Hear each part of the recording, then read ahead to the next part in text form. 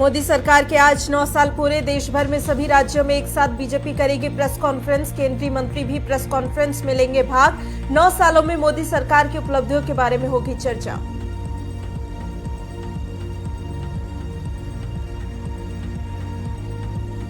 असम को वंदे भारत ट्रेन की सौगात देंगे पीएम मोदी। असम को मिलेगी देश की सबसे तेज Vande Bharat express. Video conferencing के जरिए पीएम दिखाएंगे हरी झंडी।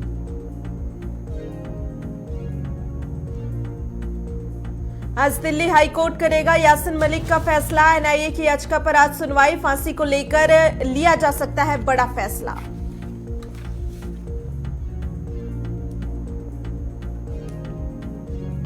नमस्कार, स्वागत है आपका। मैं हूं आपके साथ करिश्मा राय तंवर और आप देख रहे हैं गुलिस्तान न्यूज बुलेटिन की शुरुआत सबसे पहले एक बड़ी खबर के साथ करेंगे। बड़ी खबर आपको बता दें कि दिल्ली हाईकोर्ट में यासीन मलिक पर आज फैसला आ सकता है। एनआईए की तरफ से याचिका डाली गई थी जिस पर आज सुनवाई होने वाली है। दरअसल एनआईए ने याचिका डाल के यासीन मलिक को फांसी की सजा देने की मांग की थी और अब फांसी को लेकर कोर्ट की तरफ से बड़ा फैसला सामने आ सकता है। तो मई 2022 में सजा सुनाई गई थी और उसके बाद एनआईए की तरफ से कोर्ट में फांसी की मांग की गई थी। इसी याचिका पर आज सुनवाई होने वाली है और दिल्ली हाई कोर्ट में यासीन मलिक पर फैसला सामने आ सकता है। तो अलगाववादी नेता यासीन मलिक को लेकर आज कोर्ट में सुनवाई होने वाली है, जिसे लेकर एनआईए की तरफ से फांसी की सजा देने की मांग की गई है और इसी याचिका पर आज दिल्ली हाई कोर्ट में सुनवाई होने वाली है और अब यासीन मलिक को लेकर आज कोई बड़ा फैसला दिल्ली हाई कोर्ट से सामने आ सकता है।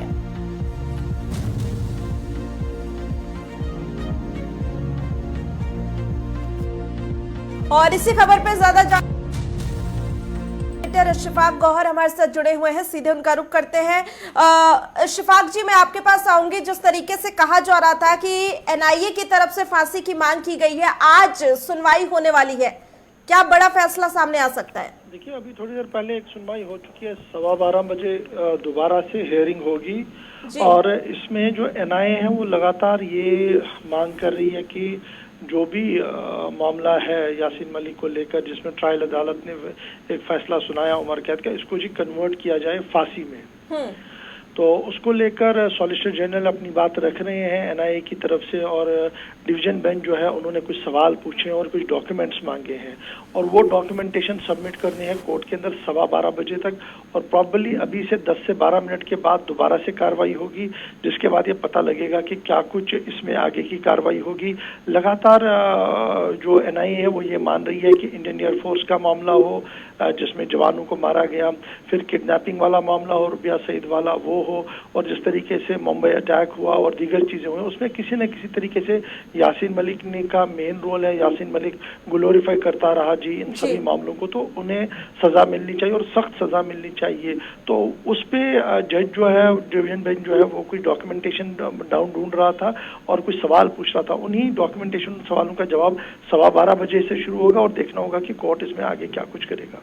बिल्कुल, लेकिन शफाक, इससे पहले भी हम देख रहे थे जिस तरीके से एनआईए की तरफ से लगातार स्टेटमेंट दी जा रही थी कि इस तरीके के जो अपराधी होते हैं अगर उन्हें फांसी की सजा नहीं दी जाती है तो आगे चल के ये एक गलत एग्जाम्पल सेट करेंगे। तो क्या इस तरीके की दलीलें भी कोर्ट में दी जा रही हैं? बिल्कुल, कोर्ट में बहुत सारी बातें हो चुकी हैं, लेकिन चूंकि सिस्टम एक है कोर्ट का कि वो तमाम डॉक्यूमेंटेशन देखते हैं, जहां पर वो कन्विक्टेड हुए हैं, जिस केस के तहत वो कन्विक्ट हुए हैं उसमें वो गिल्टी कितना है कितना नहीं है, यासीन मलिक किस किस चीज को गिल्टी मान रहा है, वो सारी चीजें दोबारा से देखी जा रही है और कुछ पॉइंट्स ऐसे हैं जिन पर थोड़ी देर में दोबारा बहस होगी और वो बहस मुकम्मल होने के बाद ही पता लगेगा कि जो एनआईए की अपील है, जो एनआईए की दरख्वास्त है फांसी की सजा में, क्या वो कन्वर्ट हो पाती है या नेक्स्ट सेशन के लिए चला जाएगा। बिल्कुल, इससे पहले हमने देखा था कि महबूबा मुफ्ती की तरफ से भी यासीन मलिक की फांसी को लेकर भी कई बयानबाजी की जा रही थी और अब इस पर राजनीति होती हुई भी नजर आ रही है।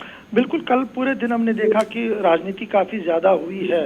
हमने देखा कि जिस तरीके का सिचुएशन बना हुआ था, ट्वीट पे ट्वीट आ रहे थे, लेकिन सबकी नजरें आज दिल्ली पर लगी हुई हैं। लेकिन उन ट्वीटरों के बीच आपको याद होगा कि फिर जो अपनी पार्टी है अल्ताफ बुखारी, उन्होंने दूसरा ट्वीट किया, उन्होंने खुद को थोड़ा साइडलाइन करने की कोशिश की। महबूबा मुफ्ती स्टिक रही अपने आप पर कि यासीन मलिक को एज अ पॉलिटिकल एक्टिविस्ट के तौर पर देखा जाए, पॉलिटिकल कैदी के तौर पर देखा जाए, और इस तरीके से ना देखा जाए जिस तरीके से अभी देखा जा रहा है कि इसको, तो ये सही नहीं होगा। लेकिन अपनी सियासत अपनी जगह, लेकिन अदालत सियासत से हटकर है, वो अपना फैसला जरूर देखेगी डॉक्यूमेंटेशन और दीगर चीजों को देखकर। ठीक है, बहुत बहुत धन्यवाद तमाम जानकारी के लिए। तो ये बड़ी खबर यासीन मलिक से जुड़ी हुई आपको बता रहे हैं। दरअसल एनआईए की याचिका पर आज सुनवाई होने वाली है और इसी के साथ आपको बता दें कि थोड़ी देर में दिल्ली हाई कोर्ट से यासीन मलिक की फांसी की याचिका को लेकर जो सुनवाई चल रही है, फैसला भी सामने आ सकता है। चलिए बढ़ते आगे, बात अगली बड़ी खबर की कर लेते हैं जम्मू कश्मीर से, जहां पर पुंछ में देर रात 3 संदिग्ध देखे गए हैं। बड़ी खबर आपको बता दें कि सैन्य यूनिट के पास 3 संदिग्ध देखे गए। सुरक्षा बलों ने पूरे इलाके की घेराबंदी कर रखी है और 10 मई को पहले भी यहां पर 3 संदिग्ध देखे गए थे और लगातार इलाके में सुरक्षा बलों की तरफ से यहां पर सर्च ऑपरेशन चलाया जा रहा है। तो बड़ी खबर आपको बता दें कि जम्मू कश्मीर के पुंछ नगर के मोहल्ला पुरानी पुंछ में एक बार फिर से देर रात को 3 संदिग्धों को देखे जाने पर सुरक्षा बलों ने क्षेत्र की घेराबंदी करनी शुरू कर दी है और पूरे इलाके में तलाशी अभियान चलाया जा रहा है, जिसमें सेना, पुलिस, एसओजी और सीआरपीएफ के जवानों को लगाया गया है। जानकारी के मुताबिक पुरानी पुंछ मोहल्ला में देर रात 11 बजे कुछ लोगों ने 3 संदिग्धों को देखा था जो हथियार के साथ नजर आए थे। इस सूचना के तत्काल बाद से ही सुरक्षा बलों ने क्षेत्र की घेराबंदी कर तलाशी अभियान शुरू कर दिया। साथ ही साथ आपको बता दें कि इससे पहले 10 मई को भी सुबह तड़के इसी मोहल्ले में कुछ संदिग्धों को देखा गया था, जिसके बाद सुरक्षा बलों ने 2 दिन तक क्षेत्र में तलाशी अभियान चलाया था और उसके बाद अब फिर से इसी इलाके में 3 संदिग्ध नजर आए हैं जो हथियारों के साथ देखे गए और इसके बाद से ही अब सेना सतर्क हो गई है और लगातार इलाके में घेराबंदी कर सर्च अभियान चलाया जा रहा है। तो सैन्य यूनिट के पास 3 इलाके में बीती रात संदिग्ध देखे गए हैं और उसके बाद पुरानी पुंछ इलाके में बीती रात से ही सर्च ऑपरेशन शुरू कर दिया था।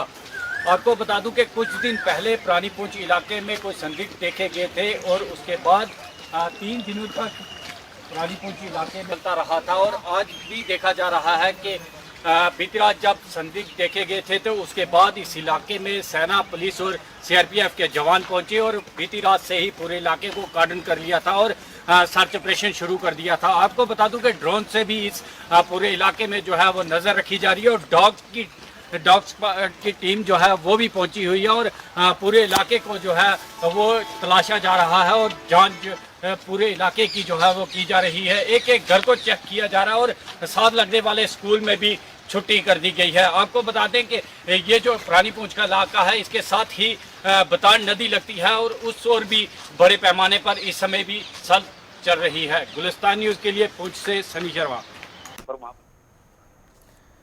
अगली बड़ी खबर आपको बता दें कि आज असम को वंदे भारत ट्रेन की सौगात प्रधानमंत्री के द्वारा मिलने वाली है और वीडियो कॉन्फ्रेंसिंग के माध्यम से पीएम मोदी वंदे भारत एक्सप्रेस को हरी झंडी दिखाकर रवाना करेंगे। तो असम को आज देश की सबसे तेज वंदे भारत एक्सप्रेस की सौगात मिलने वाली है। गुवाहाटी से न्यू जलपाईगुड़ी सफर 5.5 घंटे में अब पूरा हो पाएगा और आपको बता दें कि असम वासियों को आज बड़ी सौगात मिलने वाली है। प्रधानमंत्री नरेंद्र मोदी आज असम की पहली वंदे भारत एक्सप्रेस को हरी झंडी दिखाकर रवाना करेंगे और इसके साथ ही प्रधानमंत्री मोदी 9 विद्युतीय खंडों में भी राज्य को समर्पित करेंगे। पीएम मोदी दोपहर 12 बजे असम की पहली वंदे भारत एक्सप्रेस को वीडियो कॉन्फ्रेंसिंग के माध्यम से हरी झंडी दिखाकर रवाना करेंगे।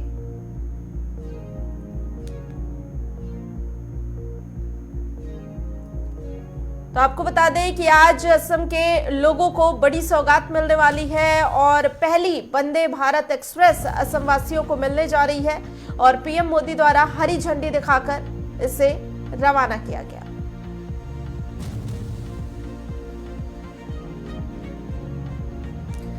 तो इसी के साथ आपको बता दें कि अब गुवाहाटी से न्यू जलपाईगुड़ी का जो सफर है वो मात्र 5.5 घंटे में तय किया जा सकेगा और एक बड़ी सौगात असम के लोगों को प्रधानमंत्री द्वारा दी जा रही है। अगली बड़ी खबर आपको बता दें कि विधान परिषद की 2 सीटों पर वोटिंग जारी है। एसपी अध्यक्ष अखिलेश यादव ने यहां पर वोट किया है। अखिलेश यादव ने